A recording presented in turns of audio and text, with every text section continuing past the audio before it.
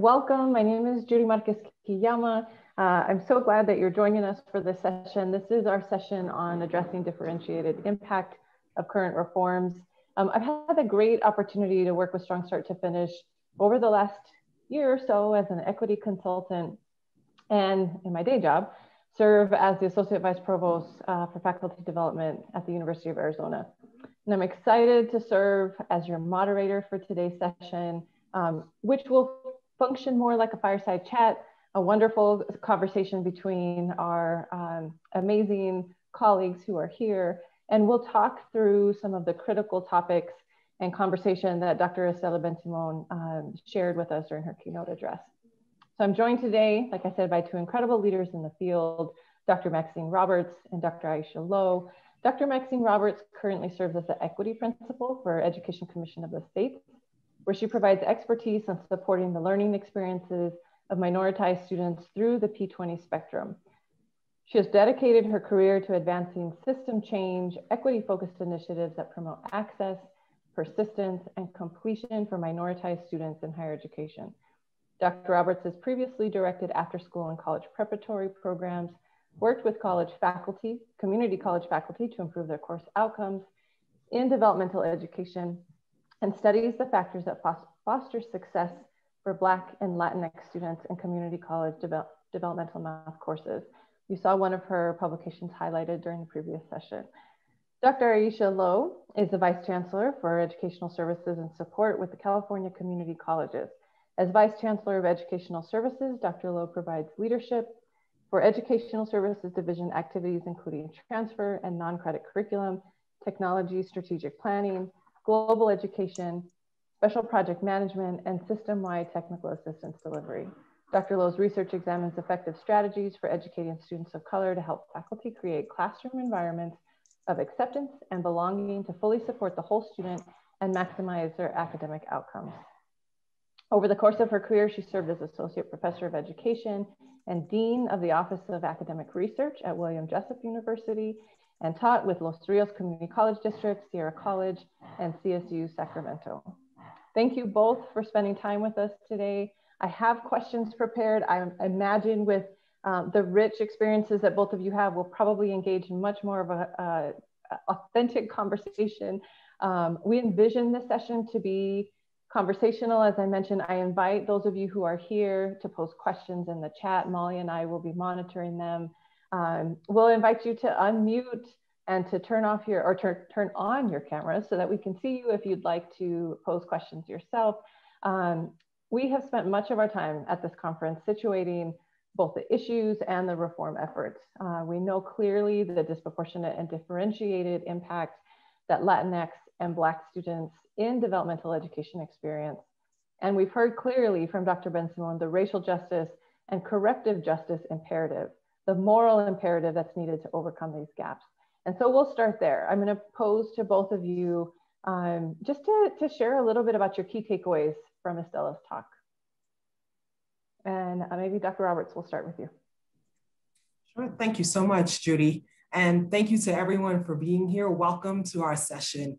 Well, I would say one of the key takeaways that I took from Estela's talk is the need to focus on more than structural change, right? And the idea that with structural change, yes, there are some changes and some improvements that can be made, but without a focus on the experiences of racially minoritized students, and then in many cases also the experiences of low-income students, we're not going to make change, the kind of change that we're really talking about. We'll make some change, but it won't be the type of change that we're really looking to address.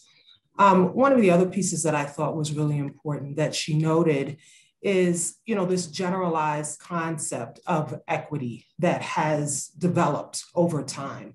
And, in its original forms, it was really designed as a social justice or corrective justice movement and idea. And now one could say that it's been watered down to a more general perspective and becomes a catch-all statement catch-all statement that in many ways stops or minimizes the ways that it can actually serve the students who most need that type of support in the system. And then the third piece that I recall and know about from Estella's work is the need to also focus on faculty, supporting faculty in the work that they're doing, helping faculty to notice and recognize ways that in some cases they may have thoughts or ideas completely unintended, but they can still be there, that these thoughts and ideas that hamper or hinder students' progress.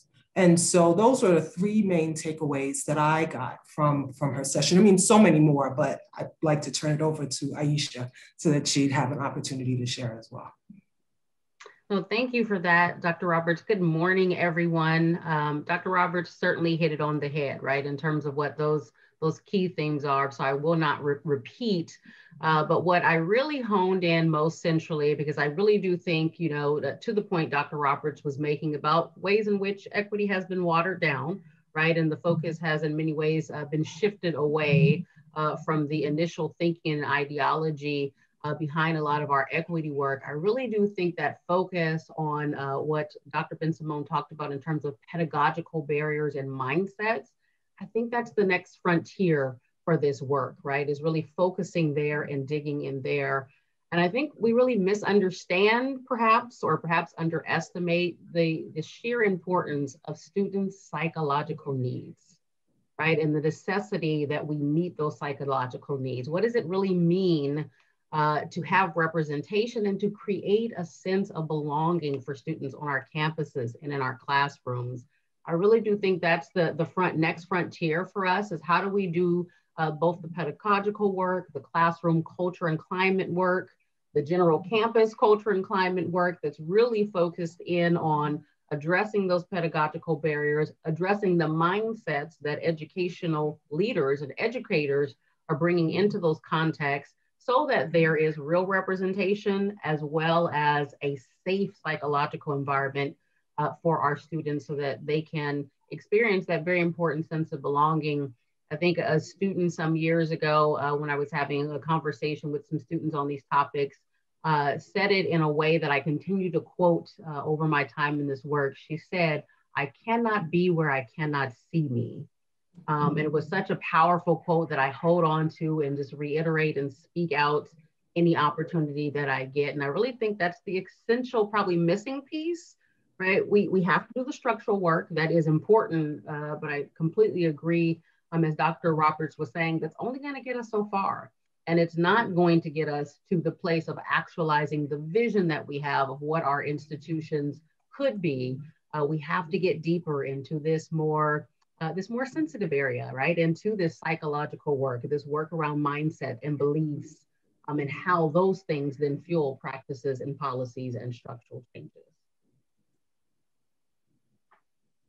Thank you both so much for that. I mean, I think, you know, in that is this push and the notion of naming the equity imperative, which Estella did, right? And pushing us to name racial justice and name anti-racism and name decentering whiteness. And Aisha, building off of what you just mentioned, how do we tie those to the visions of our institutions, our systems, our individual campuses, particularly as we move to wanting and needing more representation in the classroom, and as Estella mentioned, in the syllabus, in the curriculum.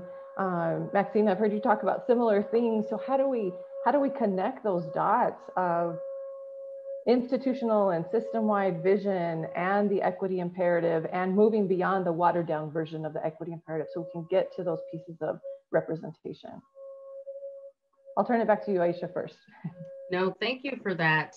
I think that's probably the harder part. As we think about this equity work, at least in conversations we're having here in California, it feels like that connection is sometimes what we're missing. We have, over the course of 2020 in particular, right, in the wake of the murders of George Floyd and Ahmaud Arbery and Breonna Taylor, there was this sort of new level of awakening, a new awareness a new willingness, right, to call out anti-racism, right, to call out some of those more specific things of we really need to focus in on what is happening with Black and African Americans, right, with our Latinx students. And yet we know that we're in this very delicate place, I believe, where we have to now transition from talk to action, right? We have to now transition from making statements or even shifting our vision and mission statements to actually digging into, you know, on the ground, on our campuses, in our classrooms, what is it actually going to mean for our practices to change, for our environment to change, for our students to have different outcomes, and how do we make those connections as you were talking about, Judy? And I think part of it is really going to be, and I know, you know, for Dr. Ben-Simone's work, this is so much of what her work has been about, how do we actually show institutions how you do that? What I hear from the field is a greater willingness now, right? There's been some hard work that it seems has taken place over the course of 2020, but there's still the question of how, right? How do we actually do that? So one of the things I think we need to truly meet the equity imperative are those models, that hands-on direction and support for educational leaders and institutions to walk them through that process of the how. And think in many ways, in particular, if you haven't always been an equity champion or if you haven't read the research, right, in these areas and you don't understand the history and sort of the ways in which policies and structures have been historically and purposely set up to keep certain people out, right? When you've just walked into an institution and inherited practices, policies, and procedures, you don't always necessarily have the ability to easily identify, oh, that's structural racism, right? So I think part of the learning and training is how do we bring that to our educational leaders, right? How do we fill in the gap of perhaps their knowledge and background on the history of structural racism? How do you identify that within your own institutions? And then how do you dismantle those? I think is one of many important things that we're going to need to do to actually fulfill this equity imperative. I would add to what Aisha, and Aisha, please feel free to call me Maxine. My mother doesn't even call me Dr. Roberts. So, or one time she did, and then she told me to take out the trash right after. So, so feel free to call me Maxine. You know, one of the things that I think is particularly important, you know, as we read, like if you read some of the resources that are in this, in the files or folders for this section, or for this breakout session, you'll notice that several of them highlight and acknowledge the value that structures like COREC and multiple measures, all of that has had, all of these have had on students in the aggregate. But then when we actually start to look at who is not being served, like that's where the argument starts to arise. You know, yes, there are Black, Latinx, and students from low income backgrounds who are being served, but the ones who are not being served, I think like that there's a place of putting attention on that. And I think two questions become really important. One is in these conversations, in these verbal and written and structural conversations, who are we leaving out? And then what is being left out? And when I say who are we leaving out, you know, who are we leaving out as we talk about how great these reforms are? They are great. I'm not even saying that they're not, but the question is, for whom are they not great, right? For whom are they not serving those, are they not serving a need?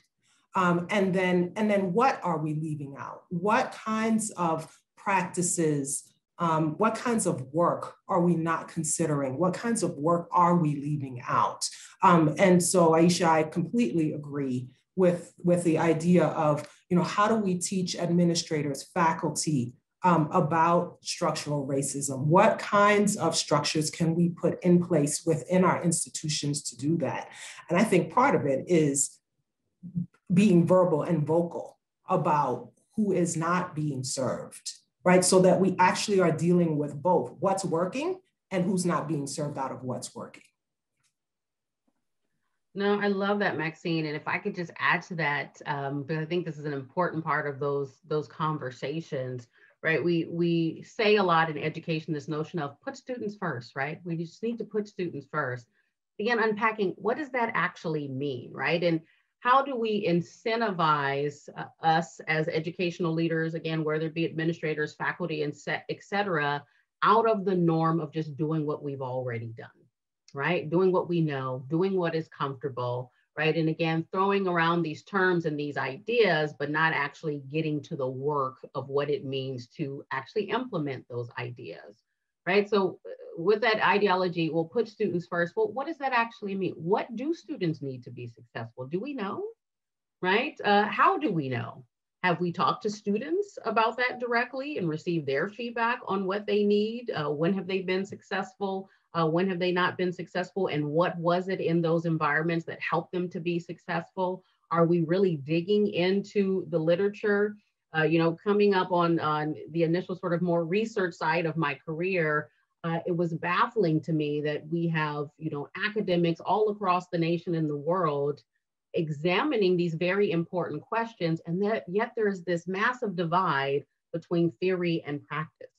Whereas the theory ideally is being proliferated to inform practice, as practitioners, we are not often digging into the literature to help find some cues and some practices that we might want to employ.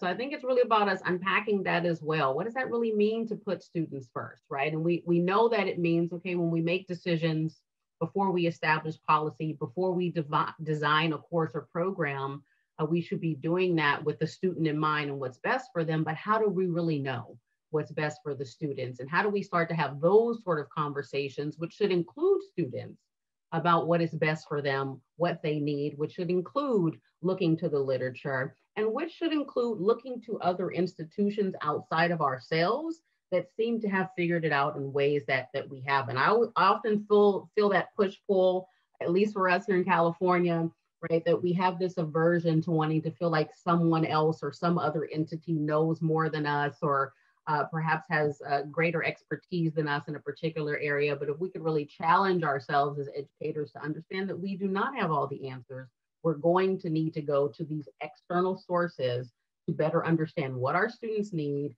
and how to actually create institutions that meet those needs.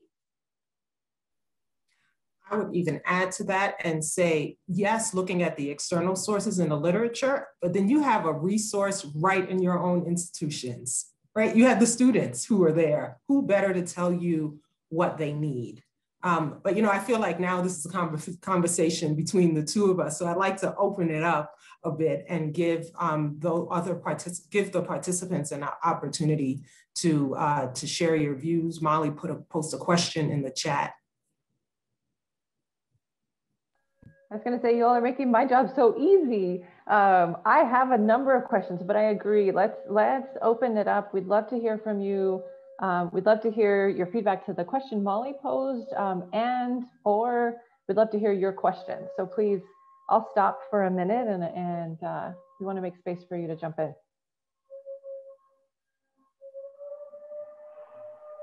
I can jump in if no one else will. My name's Jeff from UNLV. I was typing the answer to Molly's questions, but I think it's easier to just talk. So I would say our work on the campus is kind of focused on this idea of interrogating practices, right? But we're only doing it with the willing.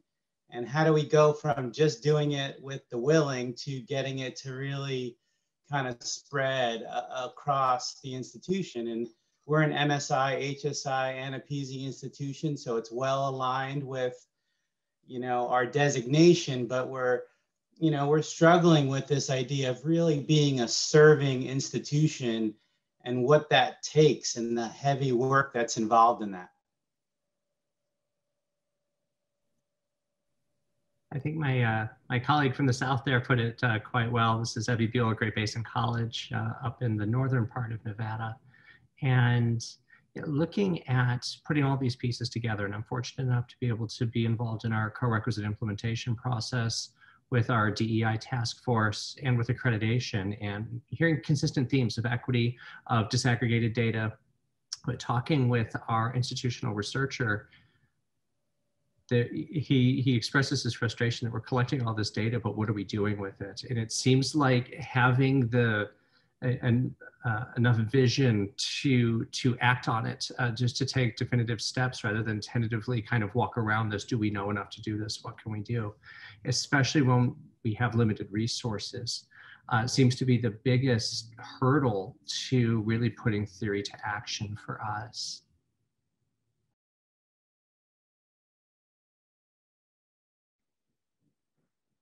So one, I'd like to just answer or begin to answer, Jeffrey, your question, how do you go beyond the willing? What I found is, let me just be transparent here. So I was one of Estella's students in my doctoral program. I worked with her and with the center for about 6 years, and I've been affiliated with them since my graduation. So since I graduated in 2018. So I've worked with them for a number of years. So what we typically have done in that setting, and I can only talk about the Center for Urban Education and the places where we've done the work, is yes, right, you're absolutely right. Start with the people who are willing to do the work. But then you'd be surprised in some cases, it's not like 100% across the board, but the way it starts to spread like wildfire, right? Because you have some people who are very interested, but may have some trepidation.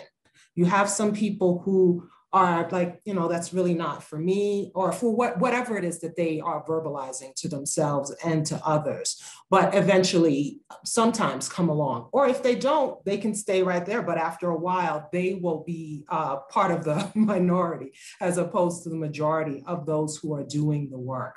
I would say that another way to address those who are not part of, as you say, the willing, is really about getting leadership involved. It's so key for this work to really move forward, for there to be buy-in from leadership and support from leadership.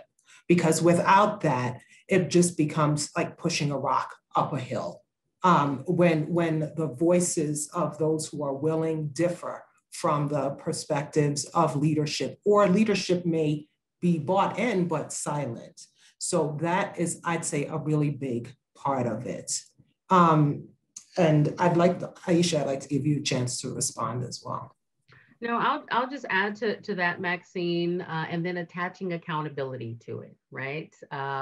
Right, there is certainly a process. I love the work of Dr. Jeff Duncan Andrade out of San Francisco State, because he talks about this process of, how you start to transform culture, and exactly what Maxine was just saying. You start with the willing, right? And you sort of, use that train the trainer model of having those who are willing serve as ambassadors for the work that you're trying to do, and really focus in on that group that's interested, but perhaps you don't know or are fearful. And then he talks about how eventually you'll get to the point where the minority will be those individuals who are just entrenched and against the work.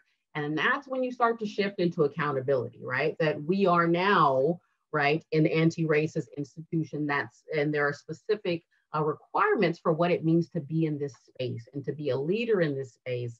And that's where we need to start having those hard conversations about what does it mean for us to really put equity front and center when we talk about our hiring processes, and we talk about our training, orientation and training. What does it mean for equity to be front and center when we talk about evaluation and promotion and tenure, right? And starting to put some metrics of accountability in place so that when we get to the point where perhaps you just have that minority, there's still something to help to push the organization forward. Because what we want to avoid, minorities can often be very strong, right? And vocal minorities, right? So when you get to that accountability piece, then it provides some protection for the equity work that the institution is engaging in, that it doesn't allow a small minority to really sort of handcuff the organization and hold the institution back for the ways in which they're trying to evolve and change.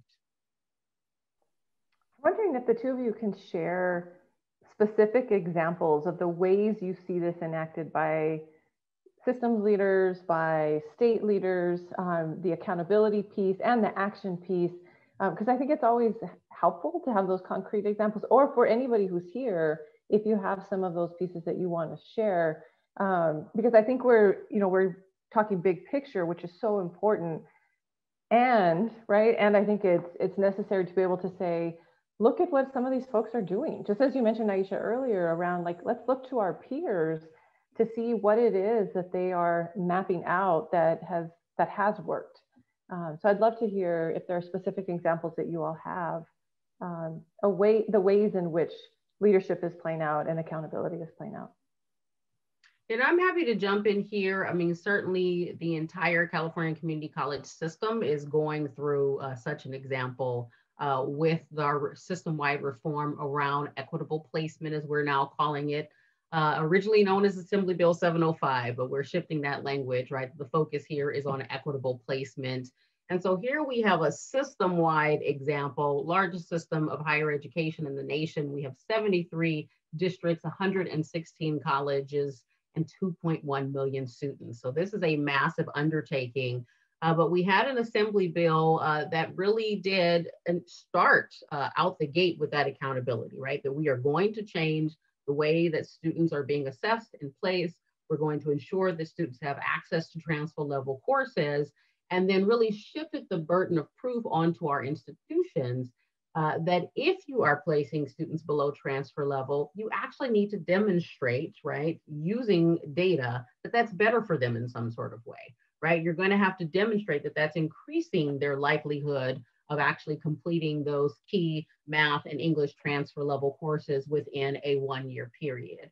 And so we are literally in the midst of this work right now, where initially when AB 705 was signed into law, you did have that coalition of the willing, right? You have that coalition of the willing that has watched over many years how our students in particular, our Black and Brown students in particular, our low income students and our English language learners, how they were being trapped, right, in these basic skills or these remedial courses. And it was literally serving as a barrier to them ever even making it into transfer level, nonetheless, to actually get their degree to transfer onto a 4-year institution. And so you have that coalition of the willing. Certainly part of it was having a lot of difficult conversations, right? Having those difficult conversations between the willing who know and understand, who understood our previous placement processes as a form of structural racism. And then having those difficult conversations and frankly fights, right, that had to take all verbal, right? Having those conversations, right? And even those difficult arguments that had to take place to try to bring people along and to help them understand.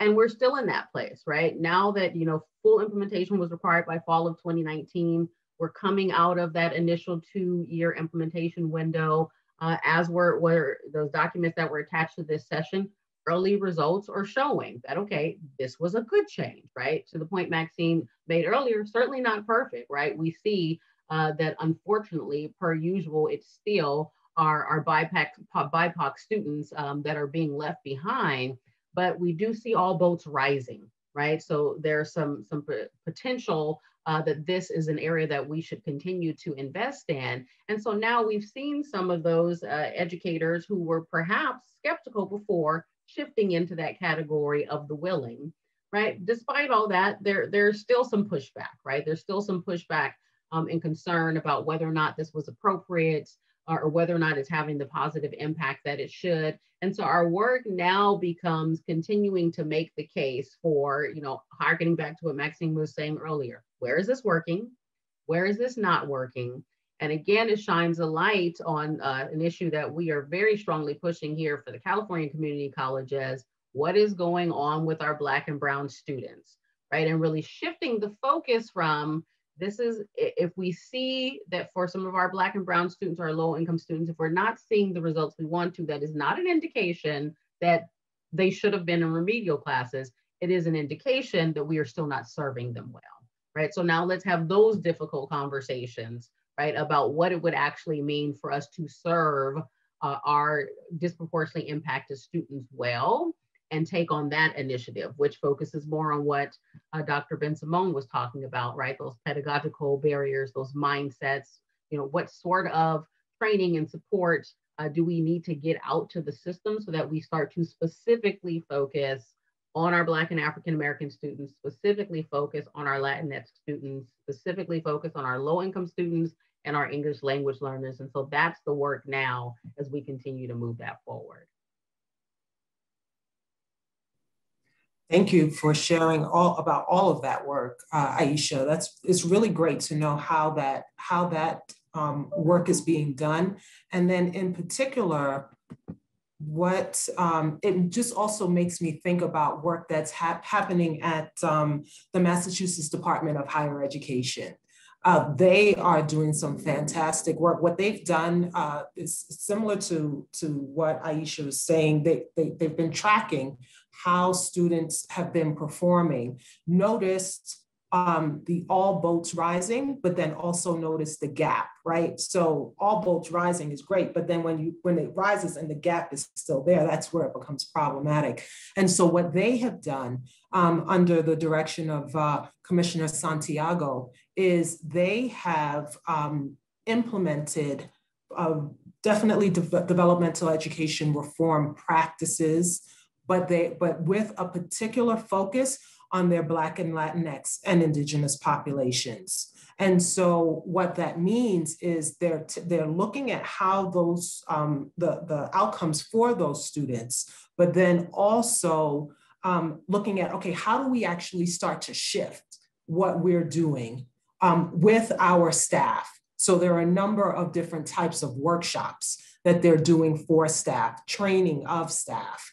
They've brought in the Race and Equity Center at USC under the direction of Dr. Sean Harper to really help them do some of their work. And with him and his team, Dr. Harper and his team, they've helped them to create racial equity principles that guide the work of the Department of Higher Education, of the Massachusetts Department of Higher Education.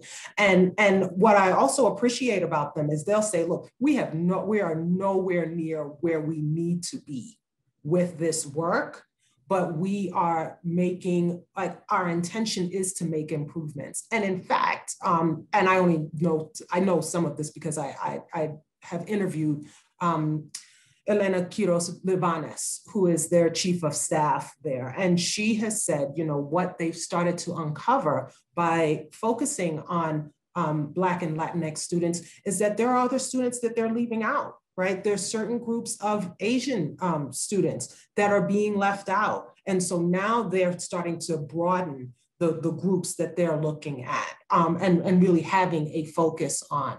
And what I appreciate about what they also say and focus on is this doesn't mean that they're not paying attention to the white students who are in the system, right? These are students who are paying tuition, who are going to class, all of that.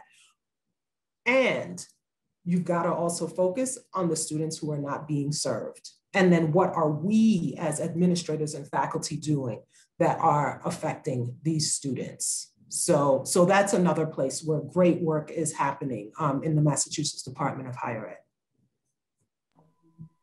Oh, Maxine, you struck such a chord with me there with that pushback, right, that we sometimes hear about it being inappropriate to focus on specific students. I think part of the success of the future of this work for education would be for us to please dismantle this false dichotomy, right? That in focusing in on our students who we have not been serving well, that somehow automatically means that other students would not be served well. There's no evidence to support that, right? When we look at reform efforts that have taken place historically in the field of education, whether it were in K-12 or higher ed, what we always see is that when we focus in on our students who we are not serving well, and we put in, right, reforms, whatever they may be in place to help those students, all boats rise, right? That's what we've always seen, right? That those changes that we make within our culture, within our structures and our policies, they always end up helping all of the students, right? Even though we're specifically implementing them with the focus on our students who we have not been serving well, right? So I think that's important too, right? We've got to dismantle that false dichotomy that there has to be an either or within this work. I don't want to have to say this, but I want to be mindful of time. We are nearing the end of the session, and clearly we could keep going probably for another hour at least. If you all want to come back for part 2, we're going to do this again. You might hear some of the same things, but if it's the same group, we'll just keep the conversation going even deeper. Please help me thank our 2 fireside chat panelists, Dr. Maxine Roberts, Dr. Aisha Lowe. I want to make sure to give both of you a chance in the 2 or 3 minutes that are remaining to share any kind of parting words or final words. I mean, the question we had brainstormed together was, you know, what's at stake if we don't address this? What's at stake if we don't continue forward in a critical way, in an anti-racist way, in a decentering whiteness way? So I'll leave it at that and let the 2 of you close out the session. Well, when you asked that question, Judy, and when I thought about that question, you know, it almost sounds like, well, what's the worst thing that happens if we continue doing what we are doing now? And my short answer to that is we will have exactly what we have right now, right? We will have groups of students who are being served, groups of students who are not being served, who look a particular way, who come from, and I'll be explicit, who are Black and brown, who come from lower income communities, and we will continue to do what we've been doing. And if you look over at least the past year, we see what happens, right? After a while, people no longer just sit in silence. And the silence, and I'm not even saying that people have been sitting in silence, the silence becomes so loud that you have no choice but to act on it. So let's actually start moving our attention to broadening our attention so that we're focusing on the students who are not being served. And then we can truly say we're serving all students. Yeah, and when I think about that question, with, of course, knowing that students' lives and futures hang in the balance, right? It also becomes a question of, well, that's not an option, right? It's not an option that we not lean into this work. But it also made me think of the future of our institutions, right? We have to remember, in particular in higher ed, students choose us, right? We actually do have a responsibility and a mandate to attract students, to retain students, and to ensure that they're successful. And in 2021, and as we move on to a future yet unknown, right, that will present new alternatives and different opportunities for students yet unknown, we cannot sit on our laurels and think that we could even continue business as usual, right? Blockbuster never imagined that it would cease to be. Right. And I think right now in higher ed, we can't imagine that we could be Blockbuster, but we could be, right? In particular, given how quickly society is changing and technology and how opportunities, sort of evolve and morph in ways that we could not imagine. If we do not rise to this challenge of meeting our students, which for many of our states, certainly this is true of California, will mean that we are predominantly serving students of color. If we do not rise to that challenge, there could be a future where we become obsolete, right? Because students have options. They have alternative opportunities. And right now in this global society and global economy, they have massive access to information to identify those opportunities and other pathways. And if our systems do not appear to be a viable pathway to their success, right, we will, I believe, unfortunately, in the future, start to see students choosing other pathways, which is going to have an impact on our institutions. So second, what Maxine said, of course, we need to do this work. Students are not going to continue to allow themselves to just be served poorly, right? And we will start to see the students in the community to push back on that. And then if we don't respond, there is a possibility that we will ultimately just lose students, right? And they'll find other pathways to success. So both for their lives and their futures, and also for the futures of our institutions, we have to lean into this work. Thank you. Thank you both so much. I know I'm supposed to turn this over to Molly for 30 seconds to wrap up, but I look forward to our part 2 in just about half an hour as we come back and continue the conversation. Thanks so much, everyone, and to Judy, Aisha, and Maxine.